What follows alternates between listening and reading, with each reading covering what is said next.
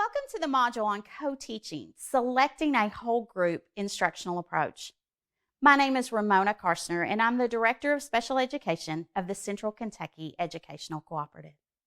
We encourage you to take a moment to print out the guided notes found in this module and complete them as you listen.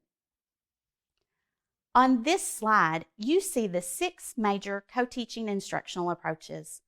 Although earlier publications included 5 approaches, renowned co-teaching experts Marilyn Friend and Lynn Cook later determined that one teach, one support should be further differentiated to include one teach, one observe, and one teach, one assist.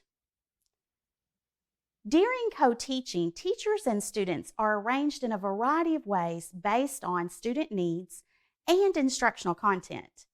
Each approach requires planning, and all approaches have specific advantages and disadvantages.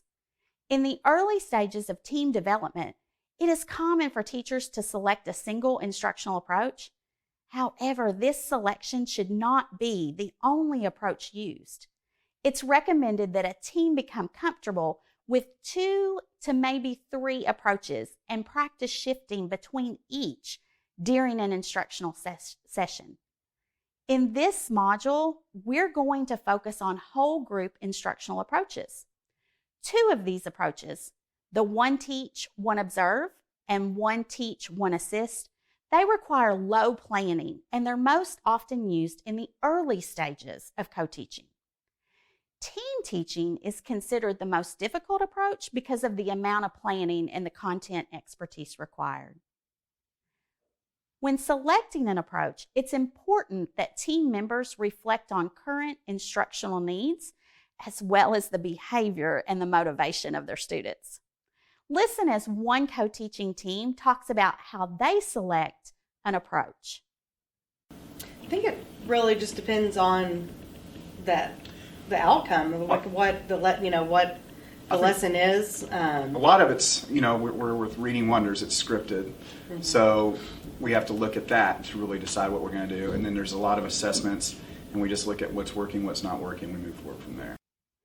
Co-teaching consultant Susan Fitzell suggests that teacher personalities and physical space available in the classroom also need to be considered.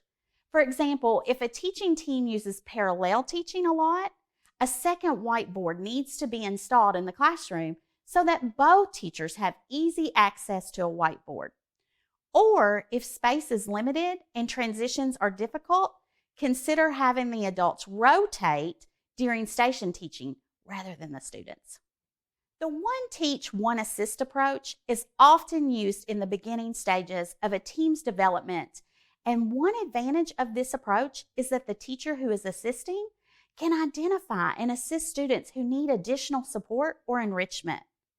But one disadvantage of this approach is that if it's used too often, students may view one teacher as the real teacher and the other as the assistant.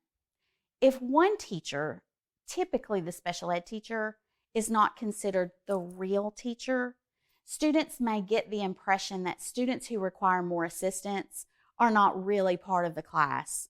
And to avoid this misconception, the team can meet prior to instruction and discuss possible questions and misunderstandings that students may have with the new content. The team can then generate a set of questions that the special ed teacher can use during instruction to help clarify the content. As the special education teacher becomes more comfortable with the content, he or she can share strategies to aid in the remediation or the enrichment, as well as embed supports within the content that's delivered to all students. This approach is helpful when students need to take accurate notes on a subject. The special education teacher can quickly assist students who are struggling or having a difficult time keeping up with instruction. In what other situations would this approach be useful? The one teach, one observe whole group approach is often used when one team member collects data on a specific student or a group of students during instruction. Data can be collected on student comprehension, behavior, or responsiveness to teacher directions. For example, one teacher could collect the data on the ratio of positive to negative student interactions, time on task, or opportunities for students to respond. In order for this to be an effective use of time and resources, a system must be in place for how and why data is being collected, as well as how it will be used to improve student performance or drive classroom instruction. Think for a moment about how a team could use this approach for formative assessment.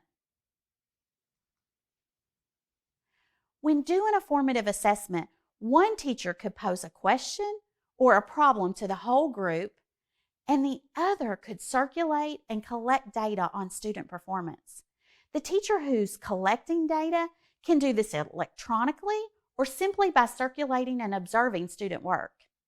Following the formative assessment, it's essential that both teachers meet to discuss instructional next steps. This low planning approach should not be used daily and should only be used for small amounts of instructional time.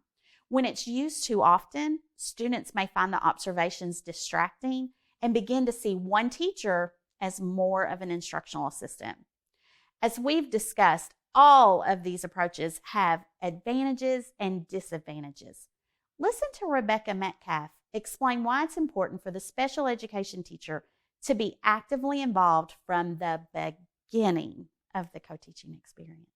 In your best interest to avoid, so that you don't get kind of stuck in roles, is to make sure that you stay open to all the different models that are available to co-teachers. So I think it's really important that in the first few lessons you teach with your co-teacher, both of you take turns being that lead teacher. You want the students to respect your role as the teacher in front of them in the classroom. Team teaching is generally considered the most difficult approach because it requires a significant amount of planning by both teachers who are equally involved in providing instruction. This approach also requires both team members to have strong content knowledge or instructional strategy knowledge and demands the greatest amount of trust between the teachers. Some examples of team teaching include one teacher presenting content while the other teacher is modeling note-taking on the board. In science, one teacher could be discussing an upcoming experiment while the other's demonstrating how to complete the task. How might you use team teaching to model a debate? Co-teaching expert Marilyn Friend cautions against using this strategy if it's viewed by students as simply two talking heads. This chart provides a helpful summary of the different whole group co-teaching approaches and their advantages and disadvantages. In our next module, we will discuss the different small group co-teaching approaches and their advantages and disadvantages.